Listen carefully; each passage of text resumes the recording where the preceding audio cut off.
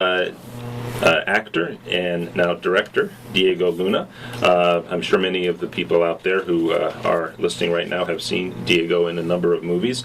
I know him best from Y Tu Mama Tambien, in part because I've watched that film about 4 times, and in so many films. And Diego is joining us today because he is now directing a film project that is very important, I think, for obviously we're in Los Angeles. We have a strong relationship to the film industry here in Southern California. But one of the seminal historic figures in the history of Southern California is Cesar Chavez. And you are directing a groundbreaking, basically a documentary. I suppose these are called biopics. Is that accurate for this? That's accurate, but that scares many. So I would say just a film that touches 10 years of his life. You know, it's tough when you try with a film to tell the story of someone through a whole life. You know, makes no sense, and it's very unfair. So we decided to talk about something that happened in California, which was the grape boycott. You know, they boycotted table grapes at the end of the 60s and beginning of 70s, and the whole thing, I mean, it marked the life of many. You know, a whole generation in California remembers this. Many don't know or don't remember who Cesar Chavez was, but they definitely remember the day that the grapes became an issue, you know. So just to start things off, how did you become interested in pursuing this project? Well, because to me there's a necessity here to hear stories about Mexican Americans that have done something, you know, and I believe there's a lot of prejudice around what it is to be a Mexican American, you know, from us coming from Mexico, from people in this country, and there hasn't been a film that represents this community, I believe. They always talk about the Latinos as if it was the same thing, you know, and it's not at all, in fact. And to me, the story of Cesar was a great tool to talk about that first generation that was born here, and that whole relation with the fields, you know.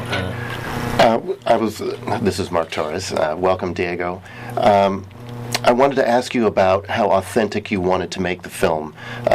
Cesar Chavez, as you know, was a central character for us here in California and the United States. So important to the point where in this last election cycle, President Obama honored him.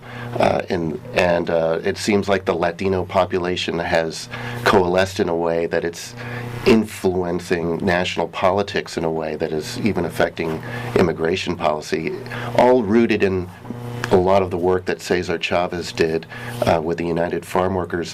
How authentic did you want to make this film? I know you did a lot of filming in Mexico, but you know, talk a little bit about, or can you tell us the process of making this film as authentic as possible?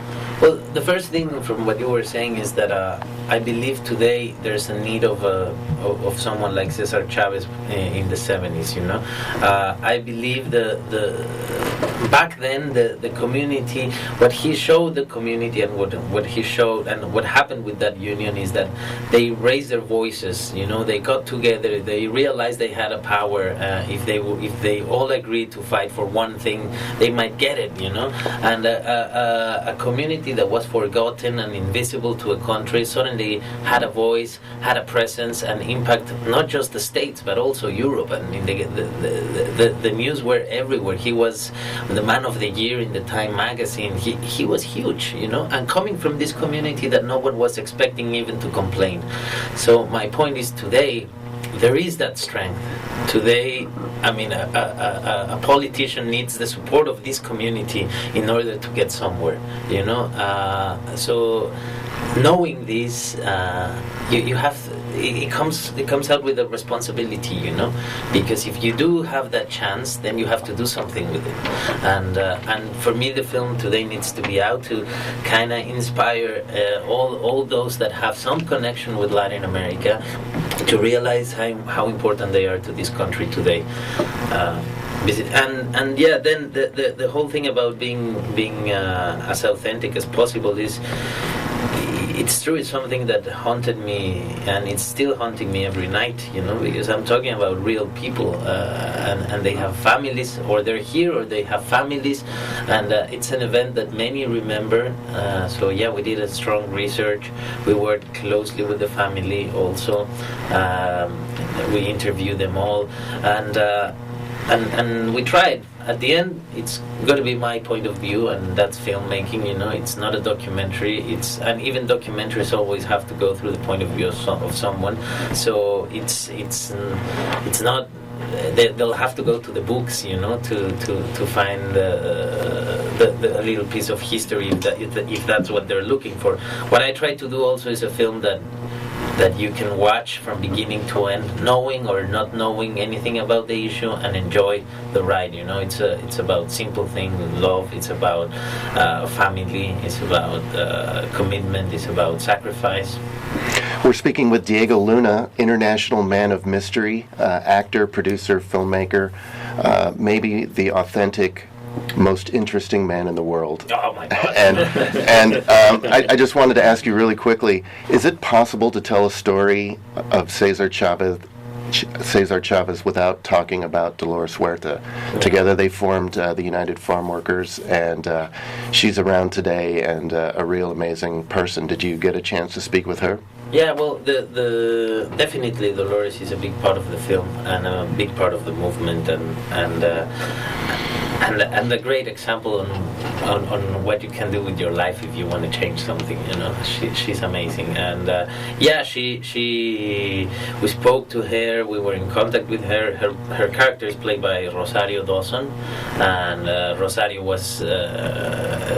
had a few meetings with her, and yeah, with not just with her, with every character, not everyone in the movement can be in the film, because then it will become a 10-hour film and no one will watch it. But we chose those that we believed could tell us everything we needed to know about the structure and how the movement worked. And so there's Richard Chavez, there's Gilbert Padilla, Jerry Cohen, and it's a big team. Even though the film might be called Cesar Chavez or something like it, we're finding the name still. It's a film about a movement, and it's a film about many. It's a film about the workers. It's a film about the growers also, and trying to understand why they were fighting like that, and trying to make it human, and not just good and bad and black and white, and trying to understand what's behind those who were part of history. It's so funny. I have so many questions already. It's astonishing. I do want to, of course, say first off that to let you know that we're in the studios of KPFK Radio, and at the time of this epic struggle here in California, this was the radio station, of course, that was really in the foreground of covering and giving voice to the United Farm Workers organizers, including Cesar Chavez. And so I think this is, of course, we're still very friendly with the UFW, and Dolores Huerta is on our station regularly. I want to ask a little bit about how the history of Cesar Chavez, if it resonates in Mexico. The political dynamics in Mexico are extraordinarily dynamic right now. There's crises around the drug war, there are economic issues. It is a country in which the whole sort of pink tide that Latin America has seen, where you've seen center-left governments, that hasn't happened in Mexico, which is, of course, very close and integrated with the American economy. Is the Cesar Chavez story known in Mexico? No, it's very sad, but it isn't. I'll tell you how everything started, and that tells you everything. I had a documentary film about Julio Cesar Chavez, the boxer, the boxer in the 90s that took the place of Tyson when he went to jail, and this amazing Mexican story. And I was promoting the film here, and every interview started with so you're doing a film about Cesar Chavez? And I'm like, well, it's Julio Cesar Chavez. But so I started realizing how important it was not for the people, because you would go out and no one can tell you who Cesar Chavez is or where he comes from, but probably the press had this need of like, let's discuss this, you know. So I realized that there was so little understanding on not just Cesar Chavez, but what happens to someone that crosses the border, you know. What happens, there's this prejudice in Mexico where people start treating them badly, like, okay, they left, they forgot about us, you know, they throw the towel, that's it, they're not gonna, they're moving on to a better life, basically, where we're not part of that. And it's so far from true, you know. And to me, it was interesting through the life of Cesar Chavez to understand not just what happens when you cross the border, but when you have to build a family here, when you start trying to become someone, you know, and belong somewhere, and it's very tough. It's very tough. It's una nueva raza, you know. It's not Mexicans, it's not Americans, it's something in between. You go to East LA and it's like walking through Mexico in the 90s, you know. It's very impressive. The best pescado a la talla I've ever had is nearby my house in Santa Monica. It's weird. It was 2002. I think the United States soccer team had its greatest victory in history, going to the quarterfinals by defeating Mexico. Los Angeles was depressed. Mass depression of soccer fans. We're here with Diego Luna. By day, I work in the Pacifica Radio Archives, which houses the Pacifica Radio collection going back to 1949. I was telling you a little earlier that we have a great collection of Cesar Chavez starting in 1965, even before the United Farm Workers began. And we're going to play a clip from the archives. This is from 1991, his address at Harvard University, and it's a speech he called Reflections on Social Justice. Dr. King and the people who were with him and others fought, and the bill passed because a lot of pressure to pass it. Not because it didn't came because of debate and enlightenment. It passed because of a lot of pressure to have it passed. He's talking about this. In fact, Dr. King's greatest triumph was the bus strike. That's public action. When the people say, we're not going to ride this darn bus until you end the discrimination, the segregation, and that corporation was a city corporation, was going broke. And that meant more to them not to go broke than to continue the discrimination. They had to adjust it. I'm saying is that social justice cannot come about if we think it's going to be done through public policy. We have enough years of experience that it doesn't happen. It's going to come about only if people say, okay, we're going to take public action. Which means we're going to boycott. We're going to stop. We're going to hurt the other side economically. And that was Cesar Chavez from 1991, his address at the Kennedy Center at Harvard University, 1991, Reflections on Social Justice. And we're here with actor, filmmaker, and director Diego Luna, whose new project on Cesar Chavez will be coming out later this year. You know, when you hear his voice, I know you were talking a little bit earlier about Julio Cesar Chavez, the boxer. Cesar Chavez here, it was mixed, you know, in the 1990s. When you mentioned Cesar Chavez, who people thought you were talking about. It was kind of, you could throw a coin in the air and wonder who people would think about. But, you know, hearing his voice, you know, how does that affect you? It affects me, and I have to say that, he's been an inspiration for me. I moved to this country to do this film, you know, and or when I moved to this country, I decided to do this film because it was the only reason for me to actually be here. I think he forgot to say on that quote we heard, we could do boycott, we could do film. Because to me, film is a tool of change in many ways. You know, I can tell you really important points in my life and points where I change, and I can relate those to the film I watch or to the music I was listening to. And film gives you the chance to raise questions. You know, to start a debate. For us, this is an amazing opportunity also to have a younger audience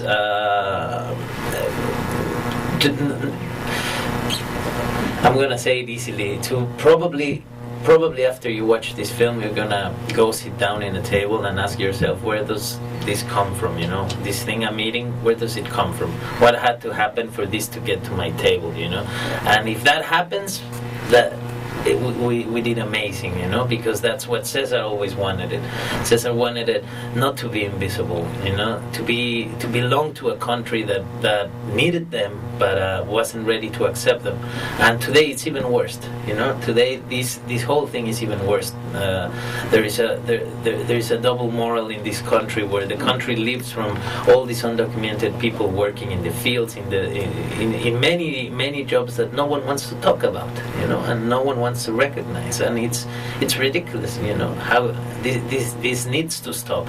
And to me, this film is a great opportunity for that to happen, and to take it to a level where, you know, to take it to the same place where you go and see the film you want to see on Sunday, you know, not in documentary channel when you're already asking these questions to yourself. This should happen to those that haven't even thought about it, and I hope this film helps to In this last election cycle, there was a lot of propaganda put out there that undocumented workers were taking our good paying jobs. And the United Farm Workers took that to task, and they actually, on their website, invited Americans of non-Latino descent to come and work. They opened up an infinite number of jobs in the fields for people if they wanted to do it. And there were like, thousands of people who inquired. There were dozens of people who tried it, and nobody lasted more than a week. It was just too hard. It was too hot, too backbreaking. It just wasn't something that people really wanted to do, and people saw for themselves that a lot of the hate that was going around there was just rhetoric. It was empty rhetoric and not really founded in anything in reality. It's hard work. It's hard work, and that's why it's also, why the necessity of this film, because this country forgot about this, and went back to what it was happening, and it's ridiculous that you talk to politicians or even to people from the press, and they say one thing when they're out of the air, and then one thing when they know the people is listening, because it's a risky issue. Well, come on, it should be different the way they're behaving. It's necessary for this country to have those people here working. What not to do something about them and letting them have the chance to grow, because that's a thing, and it's migration can't be talked as something that hurts, it's people surviving, it's just about that. Interestingly, in this Jake Gyllenhaal film, I think it's called The Day After Tomorrow, there was a scene in it where global warming causes a new ice age, and Americans were at the border trying to jump into Mexico, ironically, and Mexico was keeping them in camps, and Americans felt like, well, why aren't you letting us in? It's funny. It's funny how that works. Because also it's not a nationality thing, and I'm not here saying, oh yeah, you Americans. No, it's part of the human condition, but something we should fight. The way we treat Central Americans in Mexico, it's a shame.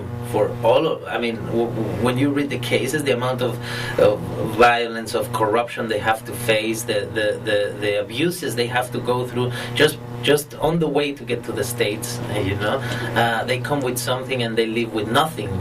In Mexico, it happens too. It's something we should all be asking ourselves: why is it happening? If this is going to continue also, because that's the way the world is behaving today. It's not just about Mexico and the States. It happens all over, Africa, Europe. It's everywhere. Our guest is filmmaker, actor Diego Luna. I just wanted to talk a little bit about the drug drug war. It's hard to have somebody from Mexico here in studio without talking about the drug war. You touched a little bit lightly on that in the film with Will Ferrell and your partner Gael Garcia Bernal in Casa de Mi Padre, talking a funny look at the drug war and some of its consequences. But in reality, it's really affected both sides of the border very harshly. What is from your perspective, from Mexico and living here in Los Angeles, what is your perspective on the drug war, and what are the efforts being made, or what can we do, as a people to help resolve what's going on? I know you were working on a caravan for peace that went to American cities to really illuminate what was going on, in the drug war and the victims and the violence. And it was headed by Mexican poet Javier Cecilia, whose own son was killed in drug-related violence. What is the one thing about the drug war that most Americans don't know, maybe? Well, the amount of responsibility this country has on this, it's a shared responsibility. The drugs, the market is here. It's simple, and there's a war happening in order to win a market. But this is the market, and if the market is there, there's always going to be a necessity, and there's always going to be someone trying to make a profit of that. And the other thing is, we care so much about the borders, and but the gun trafficking is terrible, and there's numbers, easy numbers. When it's been more than 80,000 people killed in 6 years and something in Mexico, and the Mexican government says it's 80%, American government says it's 70%. Even if it was 10%, there's a need to do something. But this amount of times it's been guns bought in the States that have been found in the where there has been violence in Mexico. So the guns are coming from this country. So we are attacking this in the bad way, in the wrong way. Sorry, because we have to stop guns going from this country to ours, and we have to find a way to attack the market. And my country has to do a lot, because the structure is terrible. But the thing is, this country has the chance and the opportunity and the power and the tools to help us. If they would invest 50% of what they're investing in this war in development in Mexico, I promise you, people would want to stay there, and not cross the border. But then they're building a wall. Huge wall, and investing so much money in that. Walls cannot stop people. It's... Sorry. No, and I think it also rolls back right around to Cesar Chavez and the struggle for workers to have dignity and decent wages and living wages. And of course, this relates to the Southwest in the United States, migrant workers here, and the workers across Mexico who, after NAFTA, were pushed into a situation where their whole economic expectations changed. And I think the drug war also functions inside that context. Along those lines, I think one of the things that's so important about the film you're working on is, if you look at the history of American labor, Cesar Chavez was organizing one of the most vulnerable populations of workers, and union organizing had reached the level of the population that was in unions reached a peak in the 50s, 60s, and 70s, and then he was organizing one of the most vulnerable populations of workers. And since that time, of course, the number of workers in unions has just declined. And really, so what you're representing is a story that is relevant really to every American worker, because the barriers to organizing now in the United States are as difficult for any worker in the private sector, or almost any worker in the private sector, as it would be for the struggle that you're representing. So I think it's a fantastic historic moment to bring this tale out. I agree. And also this moment where, the other day I was reading, there's so many, this amount of newspapers, this amount of TVs, and then there is these 3 corporations that control all of them, right. or 4. So the monster is getting bigger and bigger and bigger, and people are becoming numbers, and we have to raise our voice and get together. And to be to be, it's a responsibility to be a citizen of this world. You know, you have to have a position. You have to say what you think. You have to act and change your reality if you do not agree with what's around you. And indeed, in the industry you work in as well, I think you're very much associated with a generation of Mexican cinema that is really a beacon of inspiration to global cinema. I mean, of course, there are the three great directors who really came to prominence last decade, and there's really not that much like it in American cinema. So, again, what you said about the way that cinema can change the world is fantastic to see the history of Cesar Chavez in the hands of someone coming out of such a vibrant national cinema movement as exists in Mexico. It's very. I still don't know why, but it's weird that we are the ones doing this film. You know, we're a Mexican company, and we have an office here, but we're based in Mexico, and all of our projects come out from Mexico. The people we work, and we decided to come here, and we couldn't understand why this film hadn't been shot before. It was like, why no one has invested the time, and then we found many reasons. You know, the first one is like, who's going to play Cesar Chavez because he can't be Mexican, and I'm like, well, that's interesting because he was, at least he was born in Arizona, but he looked like a Mexican. Sorry, it can't be played by a Spanish or an English actor, but. It's weird. There's so many things that the structure doesn't want to talk about in this country. That today the amazing thing of cinema is that it can be done with less. That it's more about ideas than tools, and that it's about getting out there and shooting. We shot the whole film in Mexico, for example. Because also making a place look like California in the 60s was impossible, so we would have to start from scratch and build everything. So we went back and built everything in Mexico.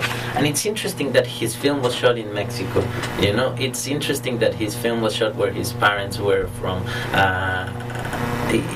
On a way, there's we're ready to connect again. That's my point, you know. Mexican Americans and Mexicans, we're ready to understand a little more about us and finding ourselves, because things are gonna change. Things are on the way to change. Well, I've been dying to ask you, Diego, if Julio Cesar Chavez and Cesar Chavez got in the boxing ring in their prime, who would negotiate a better deal with Don King? No, definitely Cesar would have convinced everyone to turn the profits into something better and stop fighting. Definitely, no more violence at all. You know, it would be debates on human condition and. But I have to say that it's an amazing two stories, you know, that I found the relevance of those stories in this country is huge, and it's amazing to find out how much the Mexican Americans need to hear who they are, where they come from, and who can represent them, you know. And I think there's amazing stories in the Mexican American community, and we have to tell them. Thank you, Diego Luna. And thank you, Mark Torres from Travel Tips of Aslan. You can hear Mark Torres' show Saturdays at 10 p.m. on KPFK. I'm Alan Minsky sitting in for Sonali Kalhakar. Congratulations again, Sonali, with the birth of Naveen, your second son. And thank you so much, Diego Luna, for coming in. And, of course, one final question. Any sense of when we might be seeing the film in cinemas? Yeah, I think that after summer it's going to come out. 2013. We're this year. We're finishing the editing and the visual effects. So it's going to take us another 3-4 months to be ready. Well, thank you. And my final